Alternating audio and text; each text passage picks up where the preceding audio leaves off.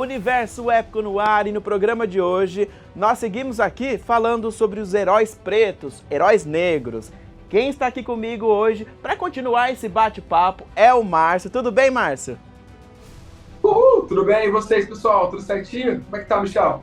Opa, sensacional. Vamos embora, vamos continuar aqui a nossa lista? Bora! Vamos lá. O que você trouxe pra gente hoje, então? Vamos lá.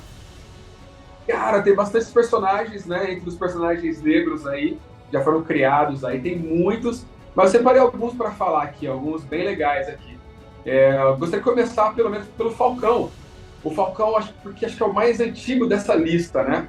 O Falcão é um personagem que ele foi criado aí para ser um sidekick, que é um parceiro de herói, né? Foi criado em 1969 e nos quadrinhos, né? A princípio ele tinha asas mecânicas e ele comandava mentalmente, né? Um falcão que acompanhava ele nas aventuras, né? Mas esse personagem foi ficando cada vez mais relevante, cada vez mais importante, e nos quadrinhos ele veio a se tornar o Capitão América.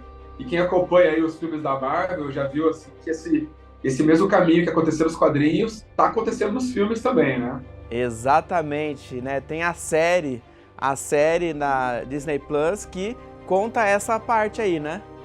Isso mesmo, está contando sobre essa transição. Então, nos filmes ele recebe o escudo, né? E aí na série vai dando mais detalhes dessa transformação até ele se tornar o Capitão América, né? Muito provavelmente o próximo filme do Capitão América, ele que vai estrelar, né?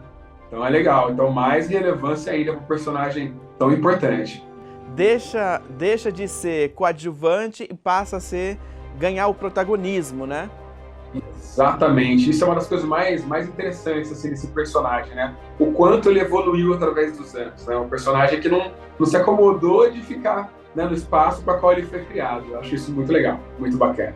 Esse é um movimento natural? É um movimento que o próprio público, né, os leitores, as pessoas que acompanham, tanto no cinema quanto os quadrinhos, né, eles é um movimento que força, né? Ou é um movimento natural? Então, Michel, eu acredito que os quadrinhos acabam refletindo, né, o que acontece, né, as tendências no mundo real aqui, né? Afinal, vão mudando, não apenas os leitores vão evoluindo, vão crescendo, vão se tornando mais versáteis, qual que é a palavra? Vão ter mais tipos de leitores que vão acompanhando, mas os criadores também, né? Muitos criadores também novos vão assumindo esses personagens e colocando um pouquinho deles nesses personagens, né? E aí acaba abrangindo mais gente, acaba refletindo como estão as coisas hoje, né? As pessoas querem ver esse protagonismo, né? Muito legal. E dos quadrinhos, né? Já foi para as telonas, virou filme. Temos aí o Blade, né? Nossa, o Blade, um dos meus favoritos, meu amigo. Nos quadrinhos, a história dele é um pouco mais complexa. Na verdade, o Blade é um personagem que ele já foi abordado nos filmes, né? Ele tem 3 filmes já criados.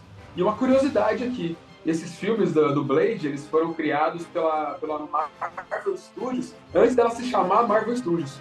Foi um teste que a Marvel fez, antes dela entrar nesse mundo dos filmes, né? Ela pegou um personagem que não era tão conhecido, tão popular, e quis arriscar ver como que seria fazer um filme, né? Um filme mais classe A, assim, de um personagem de quadrinhos. E deu muito certo e abriu portas para todos esses outros filmes que nós temos da Marvel. Nos quadrinhos, ele foi criado em 73 e ele tem a origem dele é meio assim, na verdade ele é um caçador de vampiros e a mãe dele morreu quando foi atacada por um vampiro. Então quando ele cresce com muita raiva desses seres e vai atrás deles. Mas aí no decorrer das histórias, no decorrer dos anos, ele é mordido por um vampiro Morbius, que até ganhou um filme recentemente nos cinemas também, né? O Morbius morde ele. E aí, por a mãe dele ter sido mordida por um vampiro, toda essa coisa diferente que ele tinha no sangue dele, ele acaba tendo todos os poderes dos vampiros sem nenhuma das fraquezas, né? E aí fica poderosíssimo. Nos filmes é um pouquinho diferente a história dele, né? Eles deram uma cortada uma coisa aqui, outra ali, né? O Morbius, por exemplo, não é citado. Muito legal.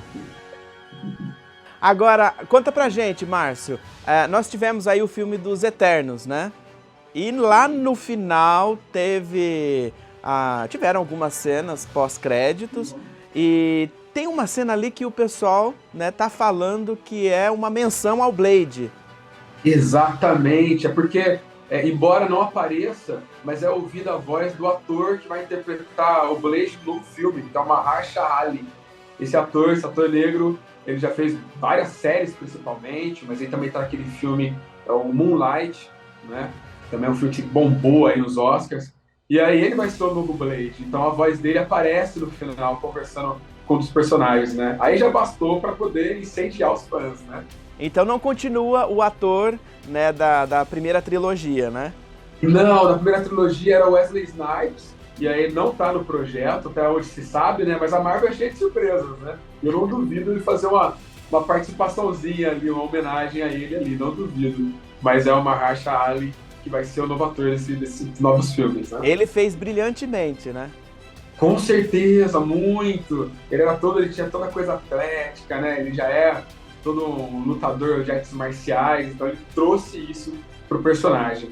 Vamos ver agora, né? O Mahershala Ali é um cara mais dramático, né? Faz papéis dramáticos. Vamos ver o que ele vai conseguir trazer, né? Para a versão dele do Blade. Estamos ansiosos, esperando aí os novos filmes. Vamos falar do Spawn?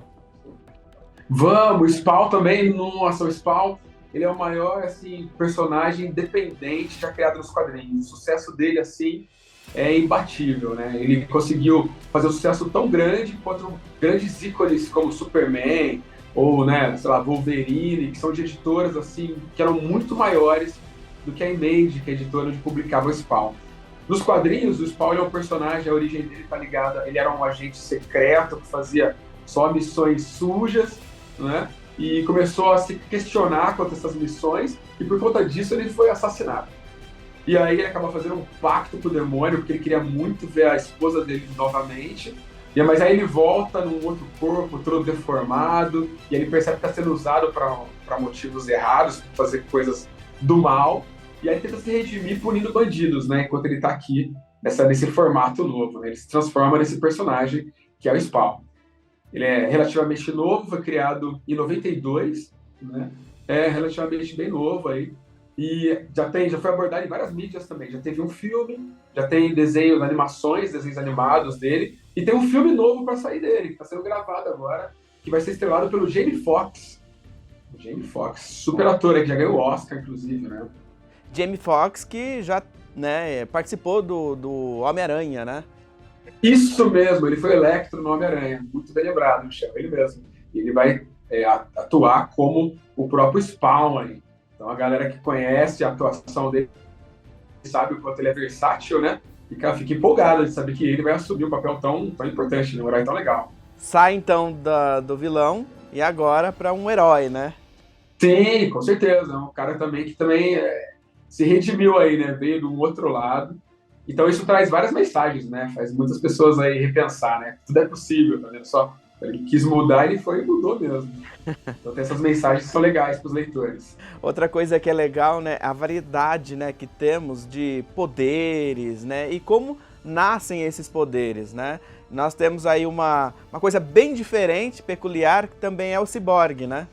Sim, com certeza. O Cyborg é um outro personagem negro assim, que eu acho fantástico, né? Nos quadrinhos, ele foi criado em 1980, o Cyborg, ele é de 80.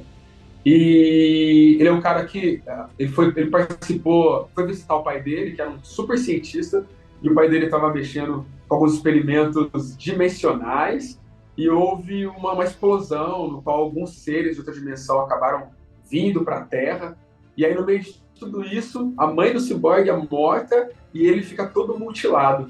O pai dele, desesperado para salvar a vida dele, acaba montando, né, colocando partes ciborgues, partes robóticas, né, nas partes que faltaram, que ele perdeu nesse acidente, né? E aí ele se torna o Cyborg. Ele fica meio confuso no começo, né, não sabe muito bem o que fazer, mas aí ele tem um coração muito bom, então ele acaba indo atrás dos bandidos, usando esse poder aí pro bem, sendo sozinho, ou com os Novos Titãs, que é uma equipe que ele participou, ou com a Liga da Justiça, que ele também já participou nos quadrinhos. E nos filmes, né? Nos filmes aí, quem acompanha os filmes já viu ele lá. Ele é muito famoso no Teen Titans, né? Tem a série Teen Titans, que é uma coisa mais infantil, mas ele já tá lá. E tem aí os filmes da Liga da Justiça, que também colocaram o Cyborg para participar lá. Fora o filme da Liga da Justiça, nós não temos aí um filme solo dele, né? Não, ainda não. Nos quadrinhos, ele tem algumas revistas solos, inclusive tem uma aí que fez muito sucesso, desenhada por um brasileiro, que é o Ivan Reis, um dos maiores desenhistas de quadrinhos do mundo, e ele desenha essa série solo do Cyborg. Só que nos filmes ainda não tem nada solo dele, né? Vamos ver o que a DC, né, faz aí. A DC tá tentando, né, renovar os personagens, as ideias. Quem sabe numa dessa ele não ganha uma chance, né? Bom, você já adiantou aqui, né? Até falou dos Jovens Titãs, né?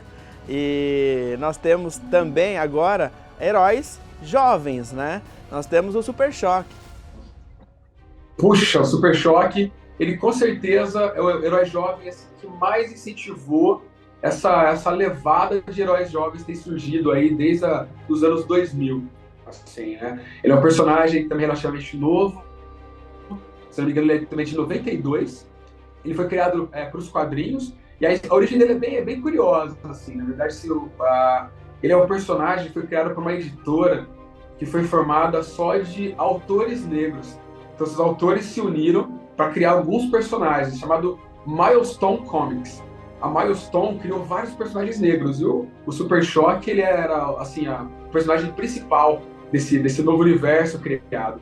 Começaram a publicar essas histórias, ele fez muito sucesso, chamou a atenção da DC Comics, né, que rapidamente incluiu o Super Choque, né, nos personagens do universo DC.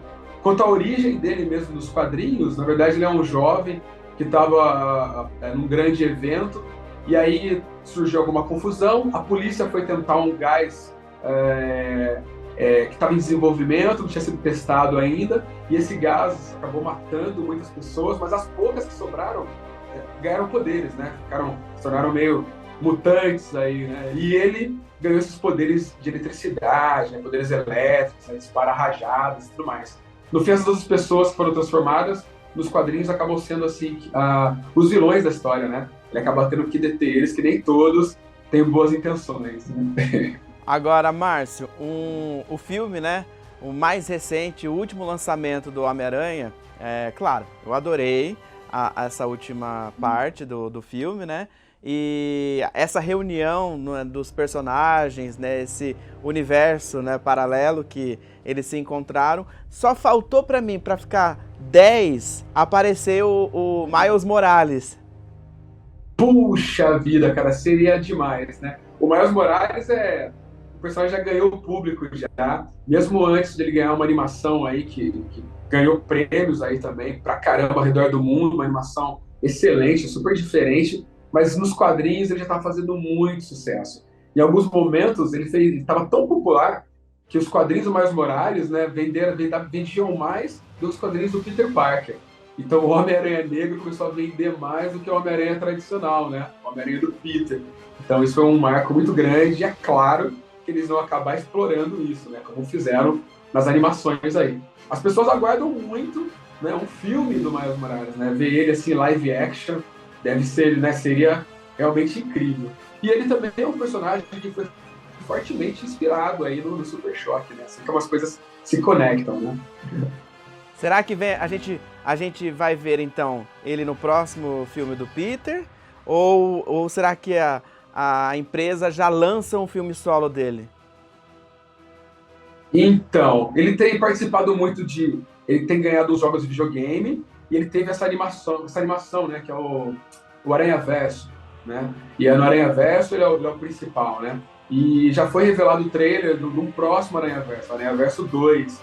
Então eu acho que eles vão primeiro explorar esse personagem nessa mídia. Como tá dando muito certo, eles vão explorar primeiro ele nessa mídia, né? E depois, talvez depois de um Aranhaverso 3, né, que já tiver explorado bem, criar uma trilogia, né? Porque o nerd gosta de trilogia, né? A gente gosta, né? Tem que fechar essas coisas, né? E aí talvez depois disso, aí eu acredito que seja possível criar um filme, sim. Você jogou o Miles Morales?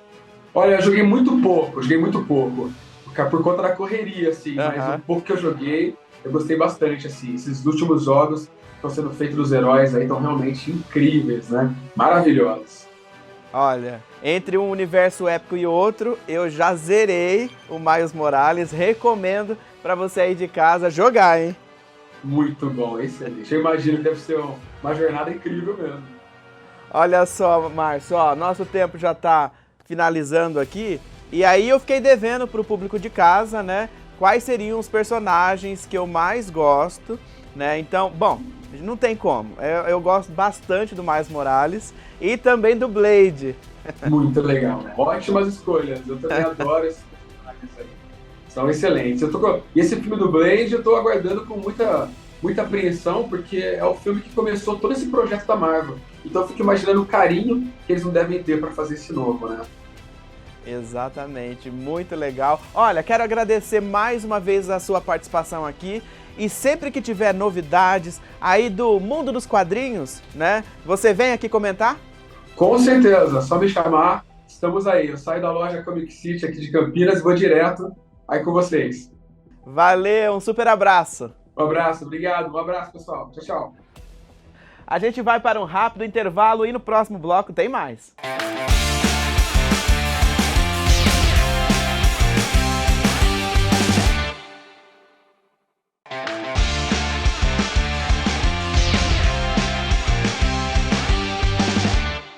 Olá, estamos de volta ao segundo bloco do Universo Épico e a gente segue aqui falando sobre histórias. Agora o nosso convidado já está conectadíssimo, é o Vigvan, tudo bem? Tudo ótimo, com você? Tudo jóia. A gente vai falar sobre Sapatos Brancos? Isso, o meu novo livro, agora o primeiro livro que eu lanço que é impresso, e depois de já publicar vários em formatos digitais, enfim. Ele mesmo já foi publicado antes em um formato digital experimental, assim, meio de folhetim, que as pessoas faziam uma assinatura e recebiam o capítulo por semana. Foi uma experiência super legal, interativa, enfim, bem legal. Olha só, então antes da gente se aprofundar na história e falar sobre os personagens, por que essa obra você optou então por sair do digital e trazê-la para o impresso, para o físico? Então, são várias coincidências felizes, né, inclusive financeiras, que a gente não pode descartar esse elemento também, né, da vida prática. Eu consegui o financiamento pela Lei Aldir Blanc. Então, quando houve o edital, eu pensei em qual obra eu gostaria de submeter para ser impressa. Como eu gostava muito dessa obra, ela é muito importante para mim por vários motivos. Ela me acompanhou por vários anos, eu comecei a escrever em 2008.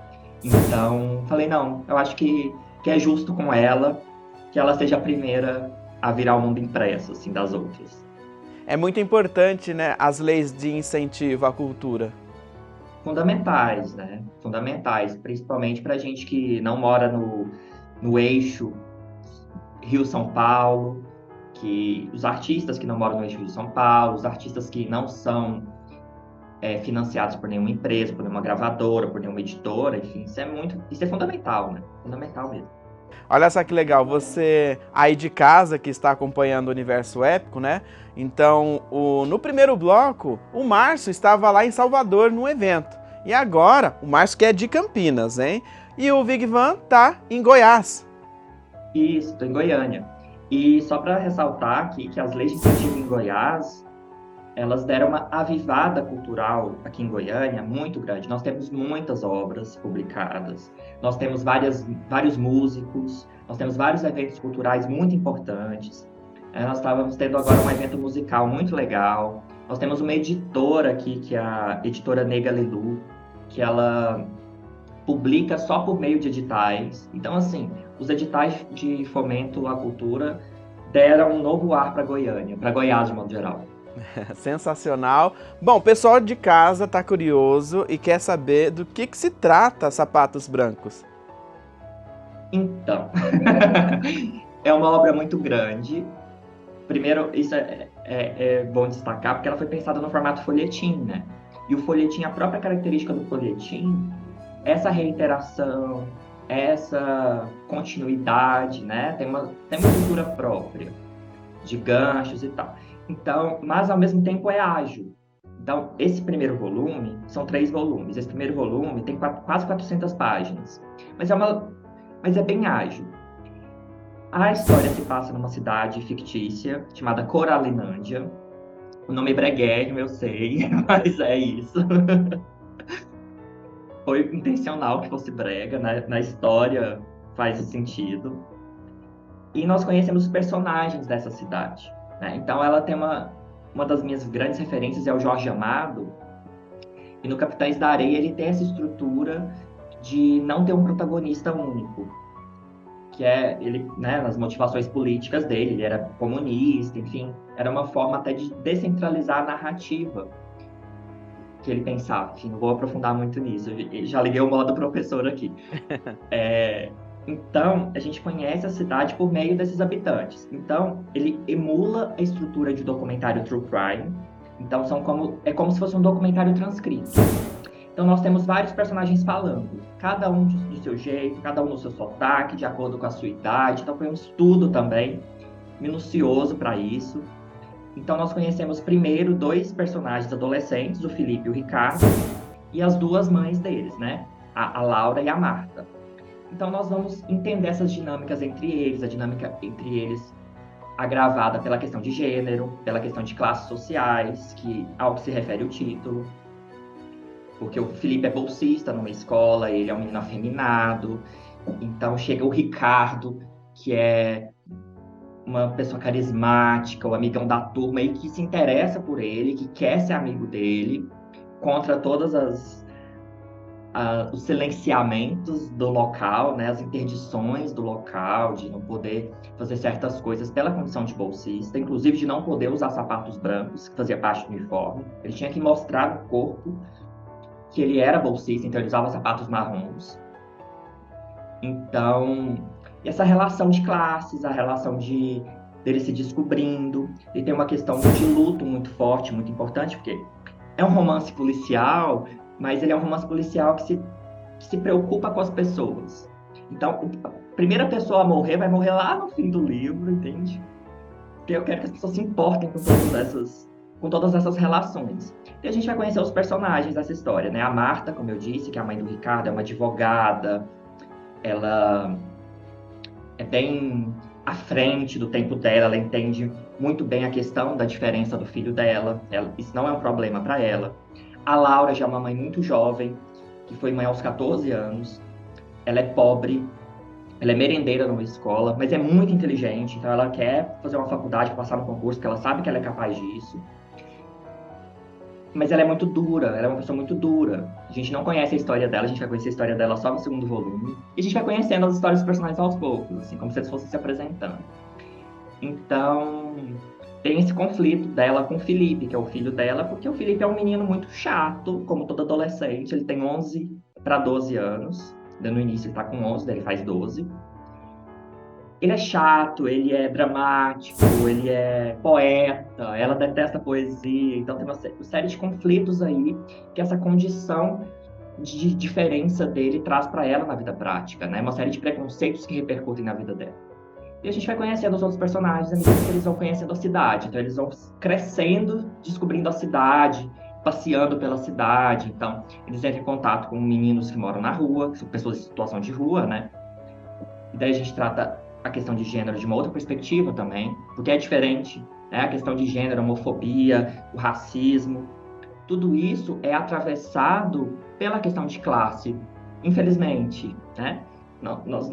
Essa é a realidade do país. Então, o primeiro menino que morre, que é o Alexandre, que é desde o início, que ele era amigo do Felipe, a gente sabe, a morte dele não foi investigada, porque ele era um menino que morava na rua e era preto.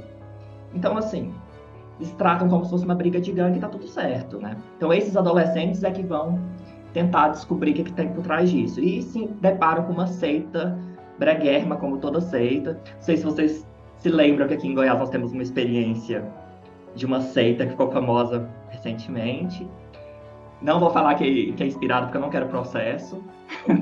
Não quero ser perseguido. Enfim, brincadeira. Foi escrito bem antes, né? Então, eles vão ver que essa situação é muito mais complexa do que eles imaginavam à primeira vista. Então, a gente vai conhecendo todos os personagens, os pais deles, os professores, os outros colegas, enfim, mais ou menos isso. Agora, para você chegar nesse enredo, né, De onde que surgiu, né, as histórias, né, que você criou? Como é que foi esse processo de criação? É muito complexo, porque não sei se você é artista também, a gente está se conhecendo agora, mas as nossas inspirações vêm de lugares que a gente menos espera, né? O início dessa história veio de uma forma meio bizarra, assim. Eu fui para um evento na USP, em 2008, fiquei no alojamento lá do CP, Centro Esportivo, e tinha uma goteira a noite toda lá.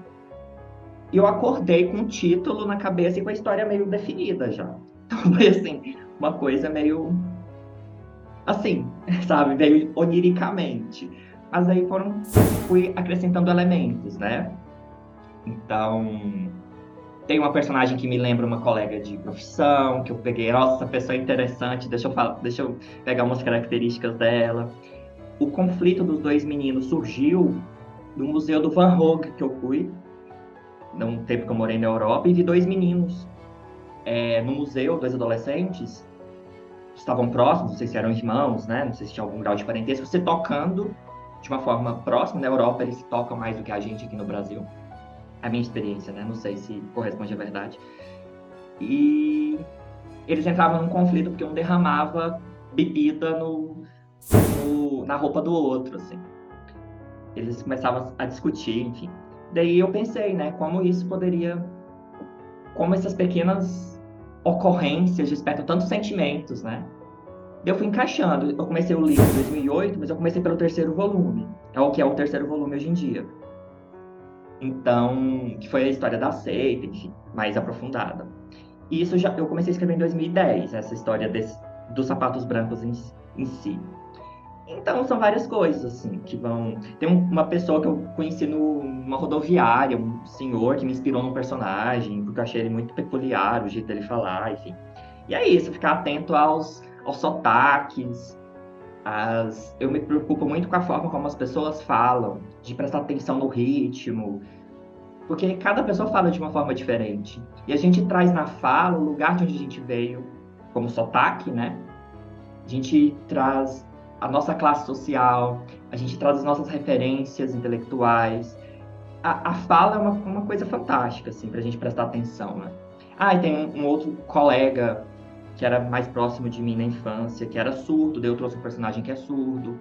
Tem uma grande amiga que tem uma paralisia, que ela tem uma doença chamada AME.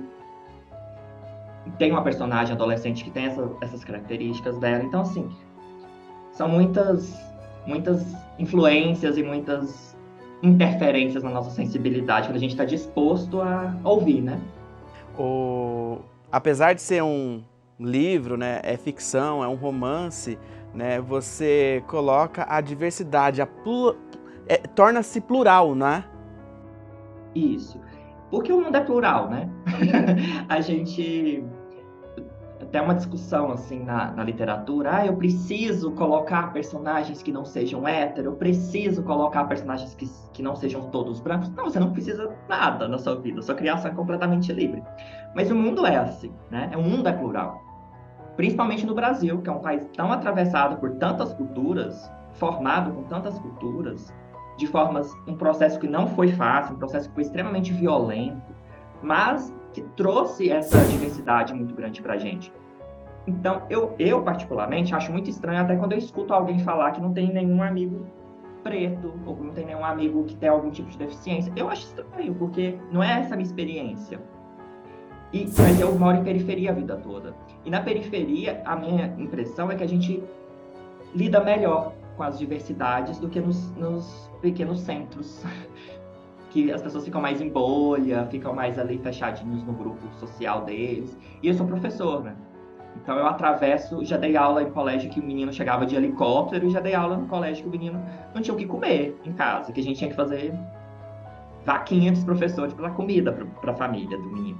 Então, assim, isso tudo é muito importante para a gente entender o nosso próprio país, né? Como intelectual, como escritor, como artista, como cidadão, como qualquer outra função que a gente ocupe nessa sociedade. A gente precisa estar atento a essa diversidade para a gente... Acho que a gente não chega a entender o que é o país, mas a gente se aproxima muito, eu acho, se a gente ficar atento a isso. Então, e isso faz parte da história. essa diversidade é importante para a história. Ela não é gratuita, ela não é panfletária. A personagem que eu mencionei, que é inspirada numa amiga minha, que é inclusive maravilhosa, uma intelectual incrível, que é a Mila de Oliveira. Ela é uma pessoa com deficiência, ela tem uma newsletter maravilhosa, já fazendo publicidade dos amigos, né? A pessoa que aproveita tudo. Enfim, essa personagem que é inspirada nela é uma adolescente. É uma adolescente como qualquer outra. Uma adolescente chata, como qualquer adolescente que é chato, que tem várias coisas acontecendo na cabeça, né? E no caso dela tem mais coisas, porque o mundo se apresenta de uma forma diferente. Mas ela usa essa condição dela, essa deficiência, para descobrir algumas coisas também. Então isso serve à história de alguma forma. E ninguém repara nela, já que ela está sempre numa cadeira de rodas, ninguém repara, trata ela como se fosse uma criança idiota. E ela usa disso para o enredo, para levar o enredo adiante. O menino que é surdo, por exemplo, ele usa aparelho auditivo. A perda desse aparelho auditivo é o que culmina num episódio muito dramático na vida do Felipe. A perda desse aparelho auditivo vai crescer aí e ter proporções gigantescas na vida do Felipe. E ele também lê lábios, já que ele é surdo. Então ele acaba descobrindo algumas coisas ali pela leitura dos lábios. Então, assim, nada é gratuito, sabe? Nada está ali só para estar. E o fato de ter essas pessoas de classes sociais diferentes, de cor de pele diferentes. Tem uma personagem que é indígena, por exemplo, que é uma traficante. Mas isso não vem ao caso. Mas ela é uma personagem fantástica. Ela é muito plural. Assim, é uma senhora, ela é costureira. Enfim, professora de balé. Ela é várias coisas. E porque faz parte da intenção dessa seita nessa cidade. Por que essas pessoas são tão diferentes? Por que essa cidade lida tão mal com as diferenças? Tem tudo a ver com a origem dessa cidade, que é nessa seita que aparece aí, que foi fundada na década de 70, por aí. Vigvan, olha só, quando o papo é bom, passa rápido, e assim, o nosso tempo já está indo aqui, caminhando para o final, né? E eu tenho certeza que o pessoal que está acompanhando o Universo Épico ficou curioso, né? E aí, como é que faz para encontrar você, acompanhar o seu trabalho, né? As suas outras obras e Sapatos Brancos, né? Como é que faz para adquirir e te acompanhar? Então, eu esqueci de mostrar o livro, porque eu não estou acostumado com isso de dar entrevista. A primeira entrevista que eu dou para televisão, então eu estou super nervoso, estou super sem saber o que eu estou falando. Essa é a capa de uma artista maravilhosa chamada Eva Oviedo. Eu gosto muito dessa arte. Eu acho ela...